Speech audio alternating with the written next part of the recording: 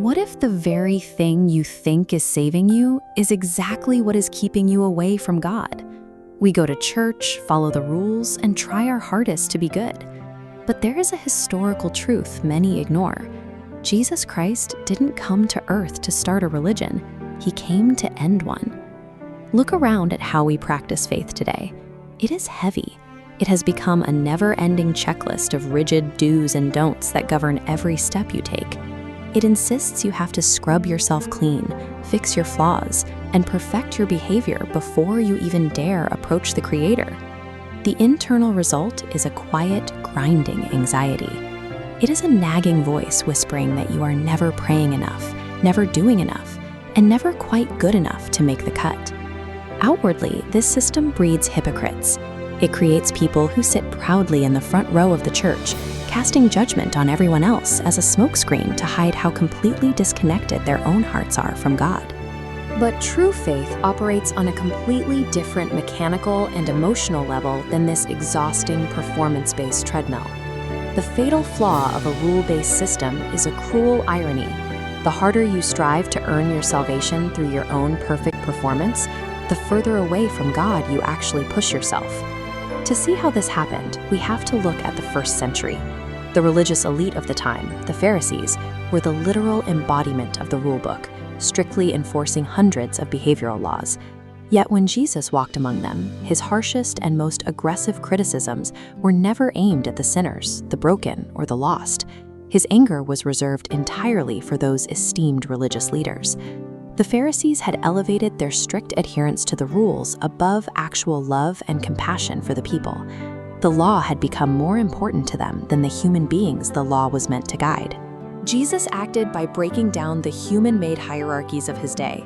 He removed the barriers that the elite had used to gatekeep the divine, making God accessible to the broken without the need for their permission. This conflict exists because of how we fundamentally view our standing with God.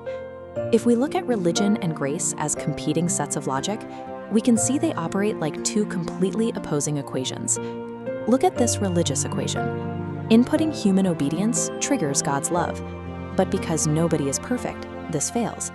The obedience input cracks under pressure. The gospel flips this. It starts with God's unconditional love flowing downward, which organically produces our desire to obey.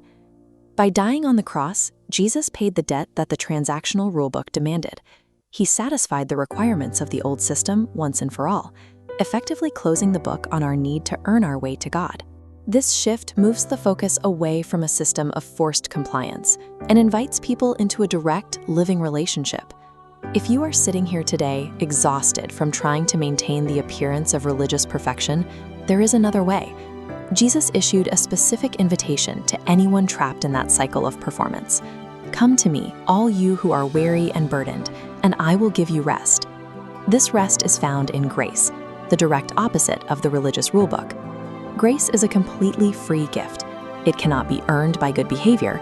It can only be received by letting go of your own efforts and trusting in His.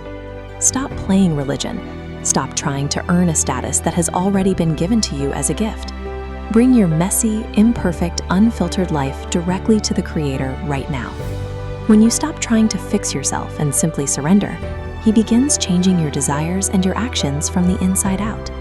True spiritual freedom begins the moment you abandon the rulebook. If this message spoke to you, type Amen in the comments. Share this video with someone who needs freedom today, and subscribe to Jesus Saves for more daily spiritual truth.